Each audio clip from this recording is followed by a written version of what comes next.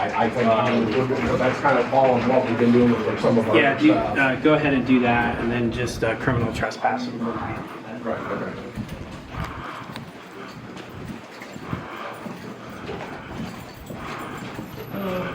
Actually, It's pretty reasonable. Come on. Thank you. Long form. We're in long form. Just tell them the long form. Get all the information and then it's what we do for criminal trespass.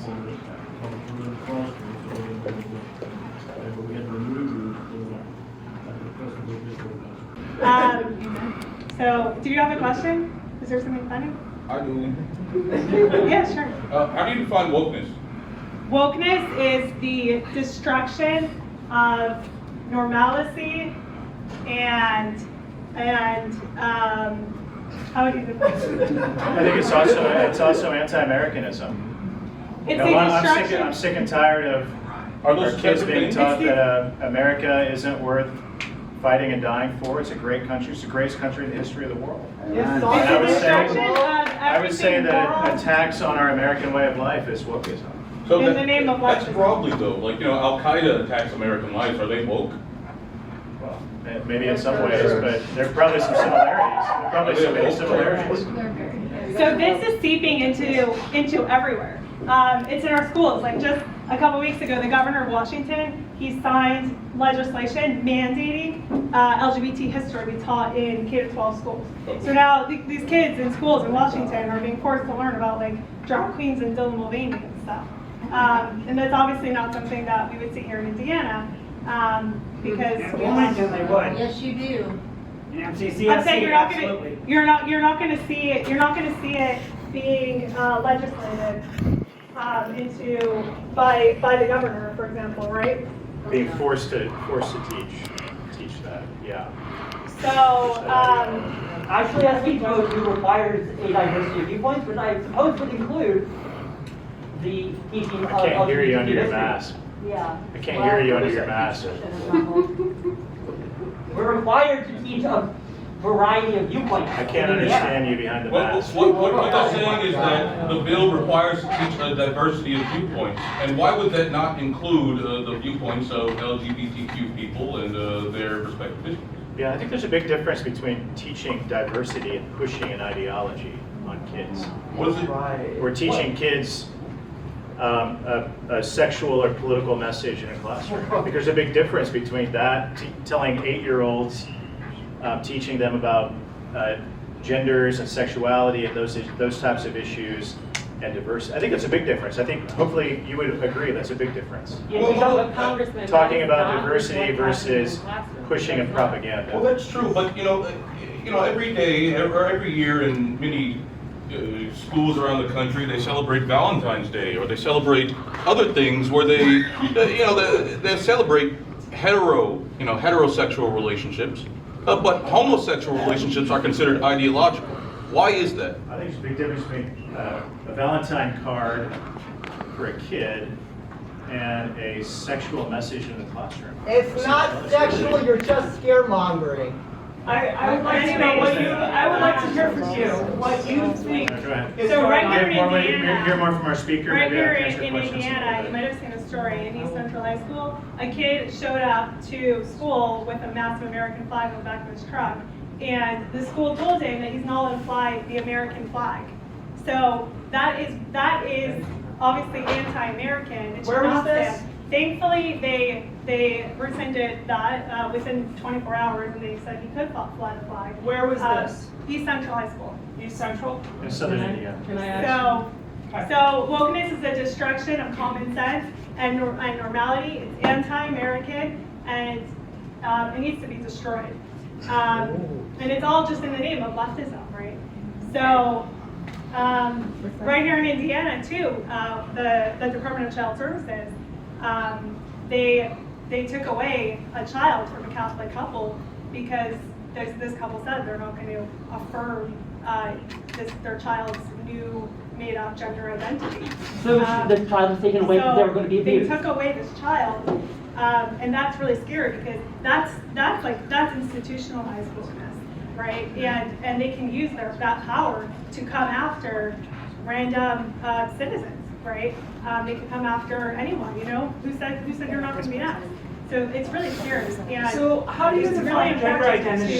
There's questions at the end. when you'll go into the workforce, right? You'll see it there with all the DEI stuff. And it's basically, so there's been, so many companies. I personally exposed Southwest, Mayo Clinic, Enfamil, Aldi, Planet Fitness, Intuit. There's so many companies that this DEI is embedded into their like policies, and this is how they operate. And DEI is basically just code for less white. When you go into the workforce, and they're actually, it's not. So you're openly racist They then? believe in equality of outcome, which you can't do without forcing that, right? Which discriminates against people and has a lower standards in order to achieve the equality of outcome. So it affects the workforce. It affects everything. I mean, there was a school in a college in New York. I forget which one it was. I exposed it. It was about a year ago. They made a student remove his American flag from his dorm room because they said it violated their policy. Meanwhile, there's pride flags and BLM flags hanging all over the place. So that is wokeness. That's anti-American, and that has to be completely eradicated from our culture. Well, good. We're happy to answer questions that you have for us, but I think one thing that's interesting to me is how she has built up a following of over 3 million followers online who are following her every day. Obviously, most of them agree with her. A few people follow her that don't agree with her. But she's come all the way here to Bloomington, Indiana to have a civil discussion. Because as Republicans, that's what we stand for. Civility, free speech, a dialogue about our country and the big issues in our country. I'm very proud to stand with her and proud of what she does. So happy to answer other questions for you. Yes? For the rainbow bullies right here, could you define, or could you give us, could you say how many genders are there, Chaya, please? There's 0 genders. There's 2 sexes, there's male and female. Gender identity was made up by a pedophile named John Money. He did these horrific experiments on these twin boys, the Reimer brothers. They had a botched circumcision, and their parents brought them to John Money, who's like a sexologist, psychologist. And he said, oh, your son had a botched circumcision, let's just raise him as a girl. Don't tell him he's a boy, and we'll see what happens.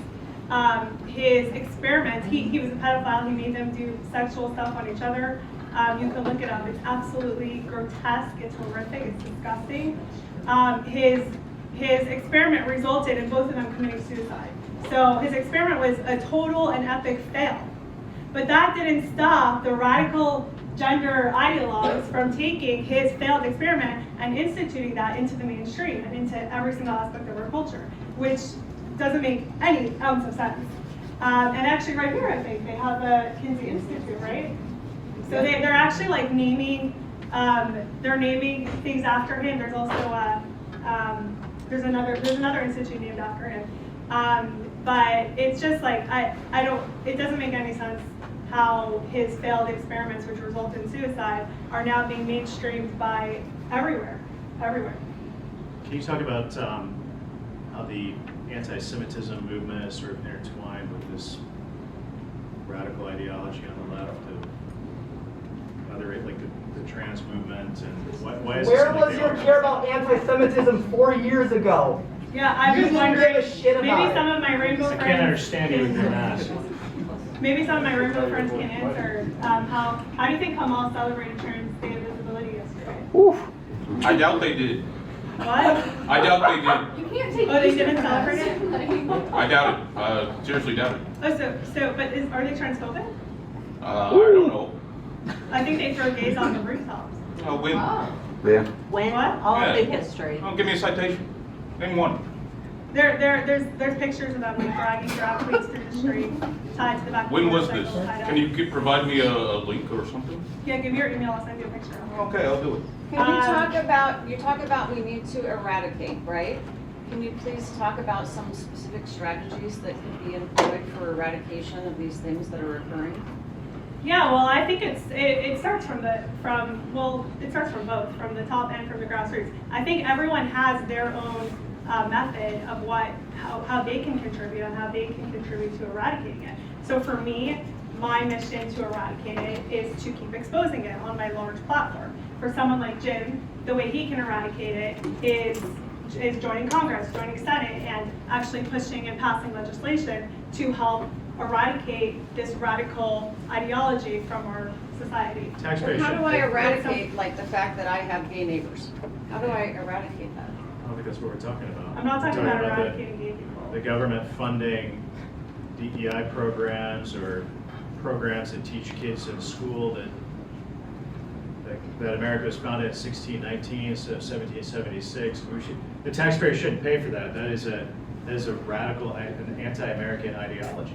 Okay. So The the- taxpayer shouldn't pay for transgender surgeries for service members. Okay, so then I have a quick So question. that's how the government should be involved in that as And taxpayers. people like you guys have a part too, right? You can vote, you can make your voices heard. Just showing up here, I think, is brave. I mean, you knew there would be people protesting, and the environment on campus is not so friendly to most of you, I can imagine. You guys are so bright. You can see what's going on in the back. So for conservatives, I know the environment is really unfriendly here, and so I appreciate you all coming out here. That's what you can do. You see something going on, and your professor says something crazy. Like that's what I expose. I expose all this wokeness. So if you see something, you reach out to someone, you help expose it, you go vote. When after you graduate, you're gonna get a job in the workforce, right? So that's another place where you stand up for your beliefs. You see something, you say something, you speak out, and then you could also run for something. So you can even do that before you graduate, but after, there's local school boards, there's so many options. So I think everyone has their unique way in which they can help with this. I actually have a quick question. Yeah, right here. First of all, thank you for coming. Thanks. And then my first question is really two-part. So I don't know if you've heard about this, but IUI hosted the Rachel Rock offer on campus with their IUI wellness program. And the event actually ended up getting shut down. But also, what do you think of this stuff being pushed on college campuses? And for example, IMU has the Black Lives Matter and the Pride Progress flag on it. So what kind of steps are you going to take to help kind of squelch that culture on campus? Because myself, as well as many other conservative students, we struggle to be able to share a viewpoint about being campus, and we feel like, especially here at IU Bloomington, we really feel it being just absolutely rammed down our throats. So what are you going to do about it? Yeah, that's a great question. So at the federal level, when it comes to federal funding and where that federal funding flows, it should never flow to a campus that promotes or welcomes anti-Semitism. And that's one thing in Washington we've been talking a lot about. I engaged with President Whitten last year after the atrocities of October 7th. About the response of Indiana University, and it's actually opened up the door to a very productive conversation with the administration here to make sure that Jewish students feel safe to go to class, because it's the university's responsibility to make sure that happens. And I was hearing from Jewish families who had children who went to campus here who no longer felt safe. Appreciate the security at Indiana University and what they're doing to sort of step up and do more to protect Jewish students, but it sort of comes back to the underlying ideology. And as I said before, our tax dollars shouldn't go to promote propaganda. And at the federal level, that's tying federal dollars, at the state level, that's tying state dollars. Last year, the state legislature cracked down on state funding to the Kinsey Institute, and I thought that was a positive step. There are more things that we can do at the federal, but it all goes back to dollars, right? I think it all goes back to that. It also goes back to, we're about to choose a new governor, And who does the governor choose to be on the IU Board of Trustees? Will they choose, just like school boards, the IU Board of Trustees has some roles and responsibilities there to make sure that for IU to maintain a campus where diversity is welcome, that includes conservative students too, right? I mean, I think that's what it comes down to. So as we choose the next governor, the governor will have a large role in what that looks like on a campus like IU. Anybody else? I have a quick question. Yeah. I have a question. What was the one issue, one topic that compelled you to start doing what you do now? There had been a tipping point. Yeah. What was that one issue? So I'll give a little background on how I started, because I should have started with that. But it was right after COVID. I started getting very interested in politics then, because it was like 4 years ago, but I'm sure you can remember. They shut down our schools, they shut down our places of worship, they shut down the stores. I was in LA then, and I couldn't leave my house. I stayed at home for 4 months straight, and I was like, it was like that was my wake up call. I was like, this is insane. Like, why are a couple people getting, like, Dr. Fauci gets to decide if I can leave my house or not, and who is this guy? So I started paying attention, and then I started noticing these TikToks would go viral on Twitter, and they were mainly about COVID. So I downloaded TikTok, I started checking it out, and I found a lot of interesting and very entertaining content. So I just started sharing it to Twitter, and it was mainly COVID stuff. So COVID is what radicalized me. And the forced masking, the forced vaccination, people losing their jobs, the after effects, like even now, the way the academic levels are like plummeting, because that's what happens when you keep millions of kids home from school for a year or even more in some places. That's what's going to happen. There's like speech impediments and the mental health issues that came from it. So we're still suffering from that, and I think we're going to be suffering from that for years to come. But once I was on TikTok and sharing this content, the algorithm started feeding me all the other content, which was the teachers and the activists and the predators, basically the whole sexualized agenda coming after our kids and trying to embed it into every single aspect of our daily life. That's really, I thought that was horrifying, and I felt the need to expose it. So I started doing that, and then, exploded. The rest is history.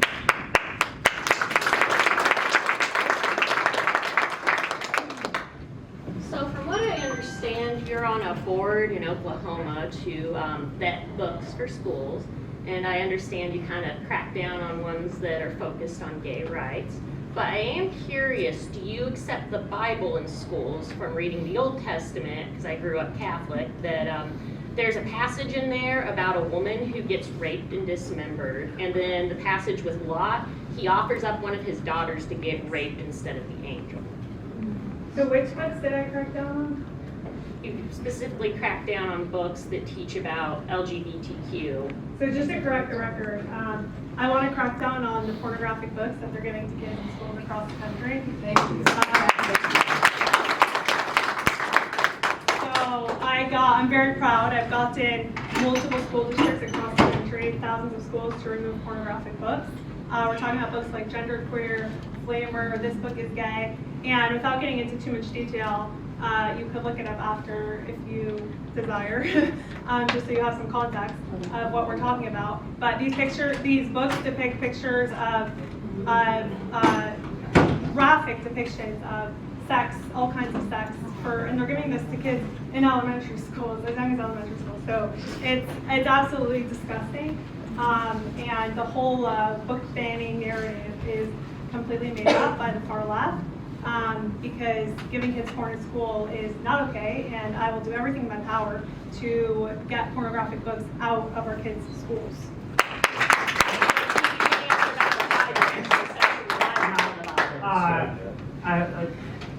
Given that you are of Jewish descent, how could anyone think that you are not concerned about anti-Semitism directed at you? Well, he's saying perception.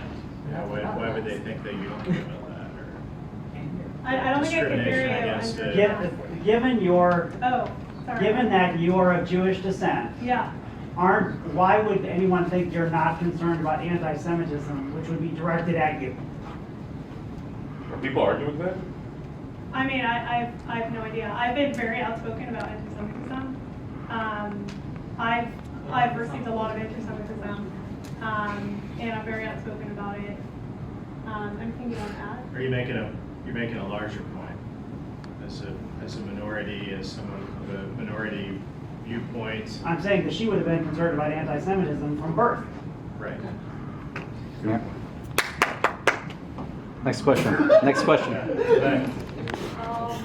Yeah, so, you know, I think part of the reason a lot of us are here, and I know that you guys in the front are viewing us just as a group of protesters in general, are opposed to your views. But I think that one thing we all have in common here is this interest in free speech, preserving the American value of free speech in the First Amendment. It just seems to me, and from my perspective, and I want to give you a chance to explain this, that there's some ideas I've kind of heard that seem kind of counterintuitive to that. So for example, you know, what you've defined wokeness as is anti-American or anti-American speech, and anti-American values. And I was kind of curious what fits into the picture. Like, part of what makes America great in your view is the ability to critique the government, to critique people that disagree with you. It seems that one of my concerns is that when we ban books or when we say which educators can choose what content to do, it seems that we are silencing opinions that we don't agree with, and it just seems generally contradictory. Or we also have, you know, in Indiana and other prisons across the country, we have adult populations that don't get access, and there are very intensive book bans, even compared to some of the book bans that you've worked on in American schools. So I was kind of wondering how you grapple with this idea of, I'm promoting free speech, but I'm also stopping other ideas that I disagree with from getting out. I think you're making a really good, I think she's making a really good point. But I think we end up in a different place. When teachers go into a classroom and teach kids of elementary school age a political ideology, that kid's not being given a choice. The taxpayers are funding a teacher in a classroom to teach them a left-wing viewpoint. That's not free speech. That's not a matter of free speech. They're being force-fed a political ideology that the parents don't agree with, that others might not agree with. So how is it any there's a different big if it's a difference. right-wing teacher? It shouldn't happen, is what he's saying. Yeah, I mean, I don't want my kids being taught a political ideology in school, to learn how to read and write and think, not have a political agenda pushed on them in a classroom. Is it pro-American a political agenda? I believe America is the greatest country in the history of the world, and we should be teaching our kids that. That is a political agenda. Isn't that a political agenda? It's obvious from that question that you believe that America isn't great. Well, no, you can believe America's great, but also acknowledge that believing America is great is a political position. I don't teach my kids that America is not great. I think you're being intentionally evasive on the question. Like, So how is America you're not being great? enormously evasive. let's say that I agree that America is the greatest country in the world. Allowed to teach. Let's say that I agree. Now listen to me. Okay, I'll let you talk. You let me talk. Okay. Should my 10-year-old be force-fed a political agenda in the classroom by a right-wing or left-wing teacher? Yes or no? That's not my question. It's a yes Was or no whether or not. question. Huh? It's a yes or no question. Well, it depends on the political ideology. Depends on the ideology, because they want kids to be forced I'm fed. saying America's great is a political ideology. Congressman, do you not agree that saying a country is good is a political ideology? That's nationalism. When it comes And to is that not a political ideology? That's the country you were born in, man. And that is a political. It's a This is the political difference, entity. to my friends, this is the difference between the right and the left. We believe America is great, they don't. That is pushing a political agenda. Well, Congressman, I think we agree that a difference is our disposition towards America. But what I'm trying to get at. He just agreed their disposition is anti-American. This is to me, we're in a dangerous place. Hold on, wait. You got me. Population of our country don't believe America is not I have like a follow-up, just it might seem like It's hard to understand you with your mask. See, you keep saying that same But- question, you don't want to answer. Okay, the mask is off. I'm not saying that everyone in the back should have to take it off, but just for the simple ease of asking this question, you know, I know that you've just stated like we shouldn't be pushing political ideologies, and then we've just received some form of pushback where obviously you guys differ on, you know, the validity, not the validity, but, you know, I guess the validity of the proposition that America is the greatest country. You know, I just kind of wanted to express, like, I'm someone who's homegrown from Indiana. I'm from Northwest Indiana. And, you know, I'm from an area that's traditionally not very Asian. So when I have a lot of teachers who, like, call me the wrong name and kids who call me slurs, and then kids who don't really understand, like, Asian history, for example, and when we teach little bits of it in class, then, you know, kids, like, stare at me and that kind of thing. Would you not agree that it's important that kids have a better understanding of just Asian countries for the sake of, like, Asian citizens and an understanding of, like, and being able to protect, like, Asian students, for example? Is that something that goes against your views, being able to, like, teach about a specific culture in the name of safety? Sure. I mean, teach kids about the world. Teach kids to be respectful of you and who you are as an individual. And I hope that all schools would teach that. But So then I kind of that's a wonder- mighty leap away from teaching kids in a classroom in Indiana that America was founded in 1619, not But I also kind of 1776. wonder, like, you know, as someone who's, like, very big into, like, free speech, like, small government regulations on what we're allowed to say, like, free speech is very important to me. I worry that when we mandate, like, certain historical facts, especially when there's discrepancies on what people agree historically, not just in the facts, but the rhetoric and where that leads us today, I worry that even in the name of protecting children's interests, when we kind of have this negative approach of, like, what we're not allowed to teach versus, like, kind of saying, like, okay, here's what you can teach, I wonder that, you know, doing this and using, like, wokeness and anti-American as labels, and, you know, I worry that this really closes doors for a lot of people in the United States that have a unique history and aren't able to learn it. I understand that you talk about, like, the difference between, like, promoting sex on children and Asian American Pacific Islander history. But I wonder that once we allow the government to, like, step in and say this, you know, what stops us from, like, stopping, for example, conservative viewpoints from being taught? I worry that we're on a two-way street here, and this really doesn't serve anyone, and I think people should be allowed to form their own opinions. I think you are exactly right. I think we're in the same place. And that's why when a Indiana high school, 16-year-old high school student drives to school with an American flag on his car, the school shouldn't tell him to take down his flag. Right. He's I agree. exercising his free speech. I agree that an American flag should be taken down. If someone expresses pro-America ideas, I think they should be allowed to express it. But I worry that when we curb anti-American ideas and label those as dangerous, that's kind of something that we've seen happen to conservatives as well, where conservative ideas are labeled dangerous.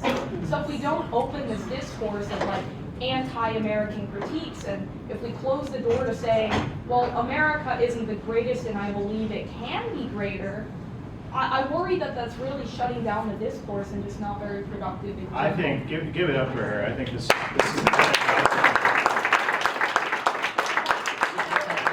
I just want to say that to highlight that you've just called the anti-American statement dangerous and something that's dangerous. So I think don't it's dangerous to a country to But I preach don't an think that you ideology can that's applaud me against that and country. say that, like, we're shutting down ideologies and labeling them dangerous while labeling said ideology dangerous. It just feels hypocritical. But it feels like we're talking about different things. I mean, we're talking about, don't tell my kid to take his American flag off of his car. No, It's offensive to I agree. Don't with this. teach my kids a left-wing ideology in a classroom, and you're a person of authority and you're paid for by the taxpayers. That is an ideology that my family doesn't stand for. I think you agree with that. But I think we have to be And if you have the federal government and the state government and local government funding programs that push an ideology. But I think that we can. It's a misuse of But then taxpayer I'm dollars. worried that like, If you're when we in- have a mandate from the state that says what we can and can't fund, Like and what? don't leave that up to individual institutions and say like, as a state go in and say like, you can't do this, or versus like, you can do this and we'll leave you out of it. It just seems like a big. But I think we all encroachment believe that on the First state should be neutral. The state should not pick a side. It shouldn't push propaganda. It should be neutral on American greatness. So If you think that, that's if you the. think But that, that means that we have to allow these anti-America like ideologies.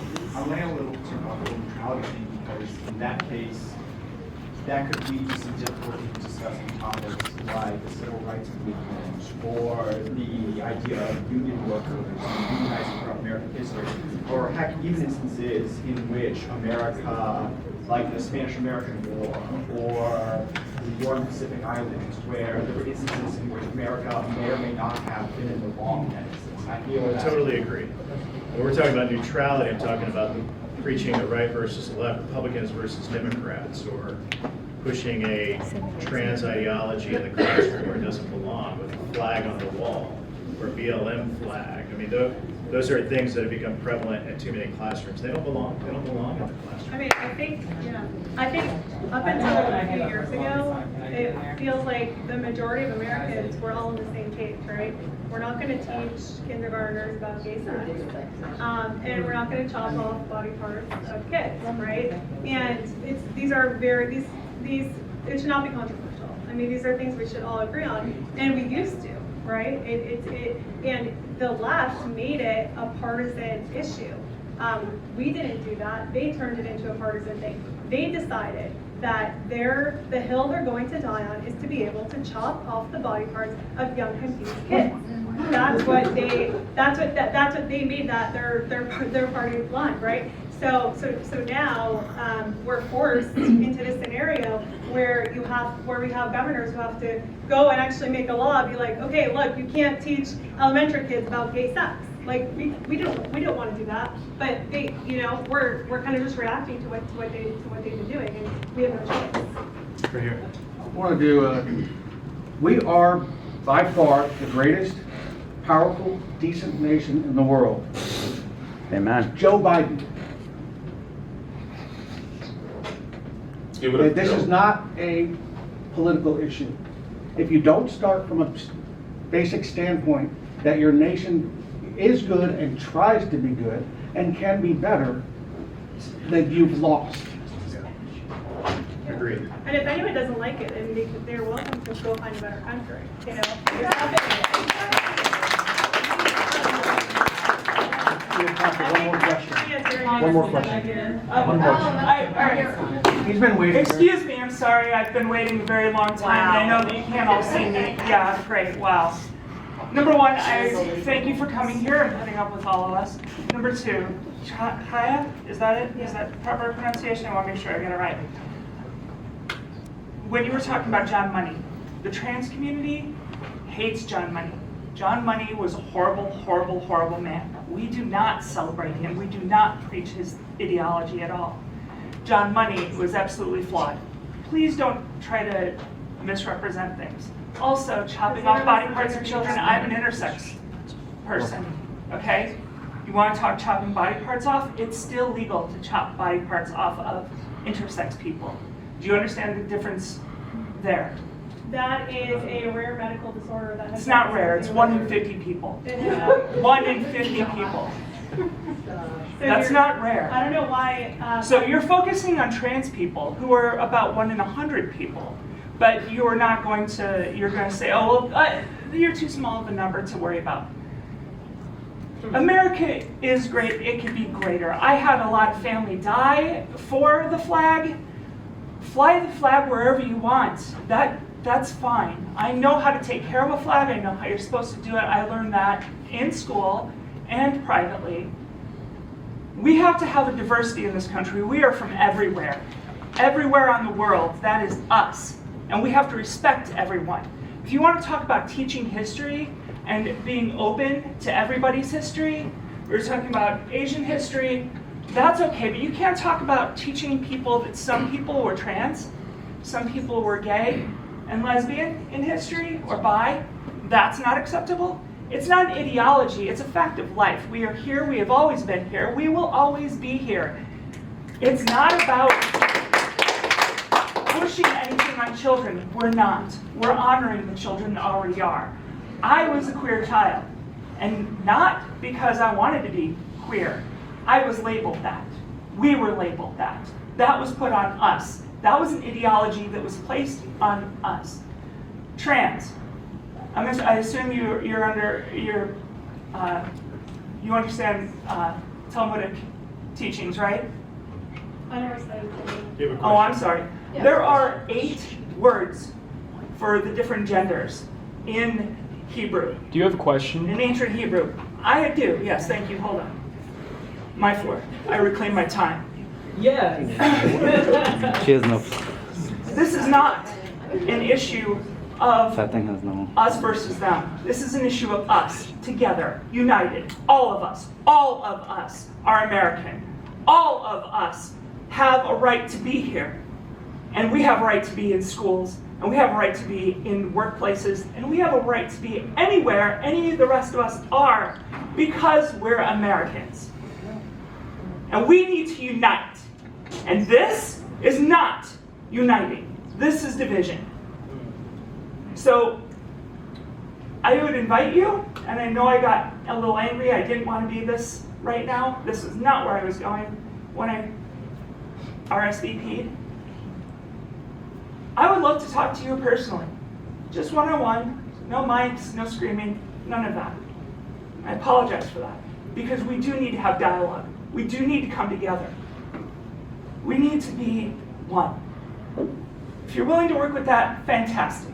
If you're not, then live your divided little lives in little gated areas and little private places, and then proclaim onto the rest of us how we're supposed to live. Thank you very much.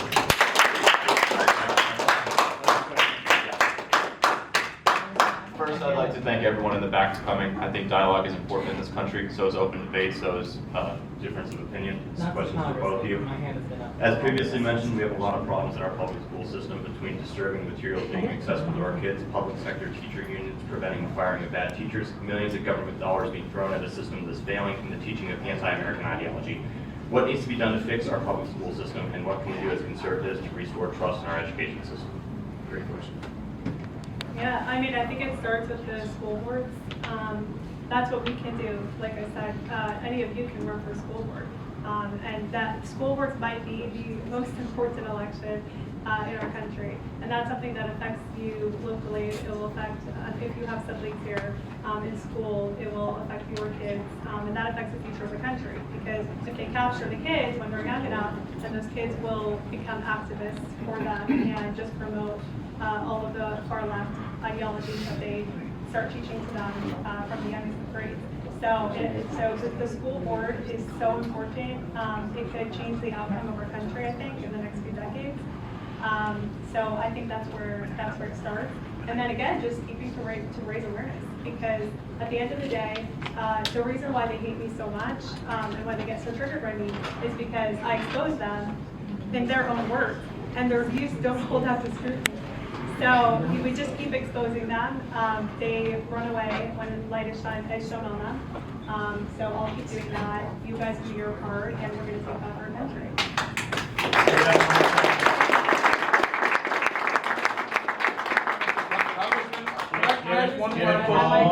Get involved, follow Libs of TikTok online. Sure to take some pizza on the way out, okay? The pizza that you ordered, I don't know when you said that. I don't know that you would say that right now. That was an error. That was an error. We ordered 3 cheese and pepperoni.